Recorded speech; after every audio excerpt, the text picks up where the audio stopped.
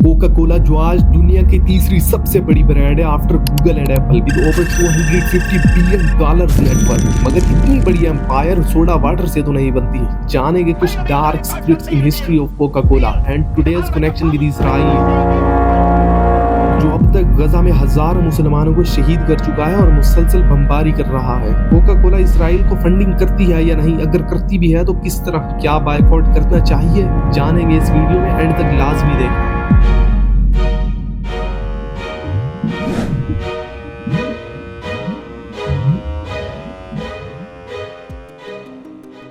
कहानी शुरू होती है सन 1886। जॉर्जिया में रहने वाला जॉन पेम्बरटन एक लोकल फार्मासिस्ट मेडिसिनल टॉनिक के तौर पे सिरप बनाता है, जिसे पहली दफा जैकल्स फार्मेसी पे 5 सेंट में बेचने लग जाता है। और यूं ही इसकी पॉपुलैरिटी के चलते सन 1887 फ्रैंक रॉबिन्सन, जॉन के एक पार्टनर, सिरप को आइकॉनिक स्क्रिप्ट देते हुए कोका कोला नाम देता है और पहली बार न्यूज़पेपर में भी ऐड देते हैं। कोका कोला नाम देने की वजह 2 मेन चीजें थी, कोका लीफ कोकेन और कोला नट्स कैफीन। और आज कंपनी इनकार करती है, यह फार्मूला कभी यूज ही नहीं हुआ, लेकिन ये फैक्ट वेल डॉक्यूमेंटेड है। कंपनी कोकेन और कैफीन यूज करती रही। इन 1888 जॉन पेम्बरटन अपने बचे खुचे सारे शेयर $2300 में अटलांटिस बिजनेसमैन असा कैंडलर को बेच और खुद मर गया।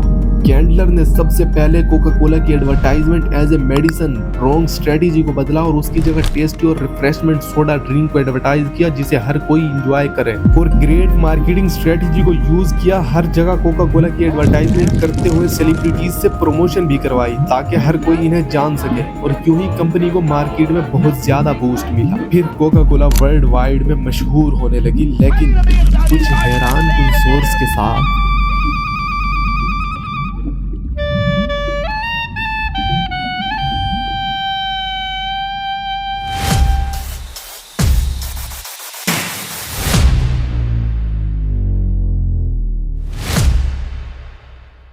इन 1941 वर्ल्ड वार 2 कोका कोला ने नाजी जर्मनी के साथ भी बिजनेस किया। नाजी जो दुनिया के सबसे ज्यादा जालिम लोग थे, जिन्होंने 6 मिलियन से ज्यादा यहूदियों को गैस चैम्बर में डालकर मार दिया, जिसे आज द होलोकॉस्ट के नाम से भी जाना जाता है। जर्मनी कोका कोला के लिए एक बहुत बड़ी मार्केट थी, मगर वार टाइम में सप्लाई बंद होने की वजह से कोक के लिए अपने इंग्रेडिएंट्स को लाना मुश्किल हो गया। तभी कोका कोला ने नाजी जर्मनी के साथ मिलकर अपनी ड्रिंक से मिलती जुलती ड्रिंक फ्रूट के साथ जैसे एप्पल फाइबर से बनाई, जिसे आज फैंटा के नाम से जाना जाता है। कोका कोला ने उस वक्त भी लाखों जिंदगियों की बजाय मार्केट में अपनी प्रेजेंस को बरकरार रखने और नाजी जर्मनी के साथ अपना प्रॉफिट शेयर करना बेहतर समझा।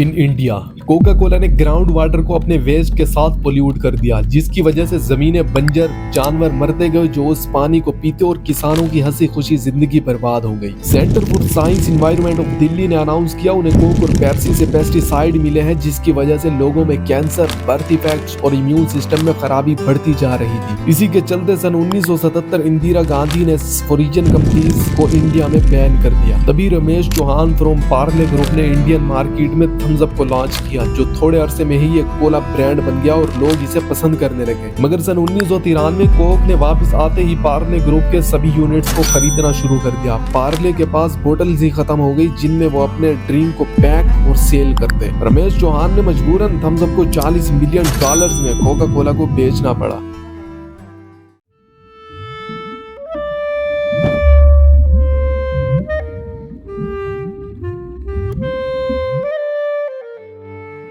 कोका कोला के 3 सबसे बड़े शेयर होल्डर्स हैं, बर्कशायर हाथावे 9.2%, वैंगार्ड 8.5% और ब्लैक रॉक 7.2%। बर्कशायर हाथावे को साइड पे कर दो, वैंगार्ड और ब्लैक रॉक दोनों का शेयर जमा कर लो 15.7।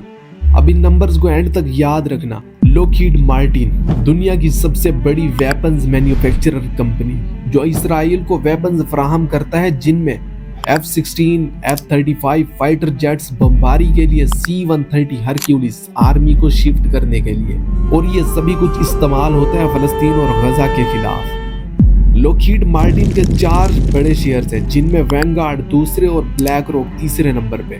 इन दोनों का शेयर मिलके 15.8 बन जाता है। कोका कोला से इन दोनों ने 15.7 अर्न किया और 15.8% लॉकहीड मार्टिन में शेयर कर दिया। अब कोका कोला से बायकॉट करना है या नहीं? सिंपल मेथड, आपने 100 रुपए की बोतल ली, पैसे कोक बैंक में गए, वहां से 15 रुपए वैनगार्ड ब्लैक रॉक को मिले, फिर वहीं से 15 रुपए लॉकहीड मार्टिन पहुंचे, वहां मिसाइल बना, इसराइल को पहुंचा और सीधा गजा में गिरा दिया गया।